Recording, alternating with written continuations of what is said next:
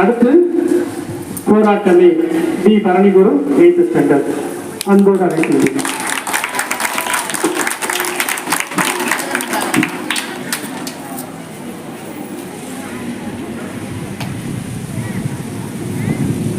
அமுதம் சிறப்பியாக வீட்டிலிருக்கும் நடுவர் அவர்களே, பள்ளியின் மணிமுடியாக விளங்கும் தலைமை ஆசிரியர் அவர்களே, நல்ல நிகழ்வை கண்டும் கேட்டும் மகிழ வந்திருக்கும் பெற்றோர்களே, சிறந்த எதிர்கால இந்தியாவை உருவாக்குகின்ற நாவலர்களே, என் போன்ற இனிமையான தோழர் தோழிகளே, அனைவருக்கும் என் சிறந்தாழ்ந்த வணக்கத்தை தெரிவித்துக் கொள்கிறேன்.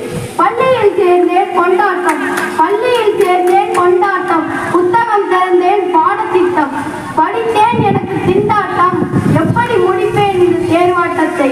இப்படிதாங்க ஒவ்வொரு குந்தராவுக்கு மாணவரை பேச அழைக்கின்றேன்.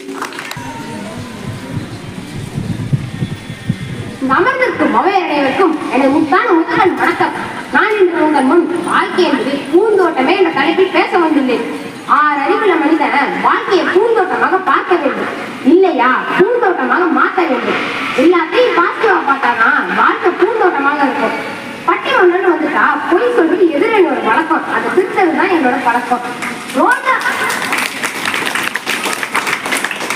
ரோஜாவோட முள்ளு இருக்குன்னு பார்க்கக்கூடாது நடுவர்களே, முள்ளுக்கு நடுவில் தான் ரோஜா இருக்குன்னு பார்க்கணும். இப்ப பெட்ரோல் விலை 100 ரூபாய் ஆயிடுச்சு. பெட்ரோல் விலை ஏறுதுன்னா ஏறும், பிபி ஏற்றக்கூடாது, டெய்லி அது படிக்கக்கூடாது. நான் இப்படி ஆயிடுச்சுன்னு தெரிஞ்சுட்டான் நம்ம என்ன பண்ணணும், படுத்து போகும்போதே நாளை காலைல பெட்ரோல் விலை 2 ரூபாய் ஏறும் அப்படின்னு நினைச்சிட்டு படுத்துடணும். காலையில் எந்திரிச்சு பேப்பரை பார்த்தா 1 ரூபா தான் ஏறி இருக்கும், நம்மளுக்கு 1 ரூபா லாபம். இந்த சின்ன சந்தோஷத்துக்கு தான் நம்மளுடைய வாழ்க்கை பூந்தோட்டமாக மாறுது. இன்று நமது பள்ளியில் நடைபெற்ற பொங்கல் விழாவில் இன்றைய வாழ்க்கை பூந்தோட்டமா போராட்டமா என்ற தலைப்பில் நமது மாணவ செல்வங்கள் தங்களுடைய கருத்துக்களை முன்வைத்திருக்கின்றார்கள்.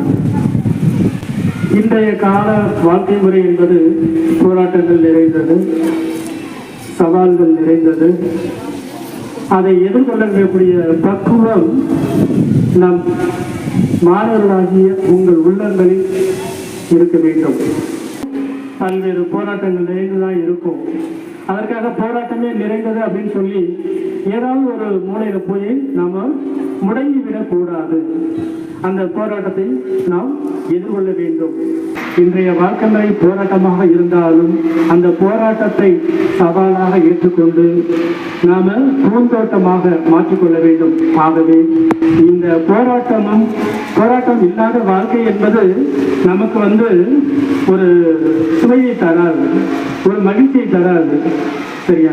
துன்பத்திற்கு பிறகு எப்படி மகிழ்ச்சி இருக்கும், அது போல இந்த போராட்டத்திற்கு பிறகு கண்டிப்பாக மகிழ்ச்சி இருக்கும். அது பூந்தோட்டமாக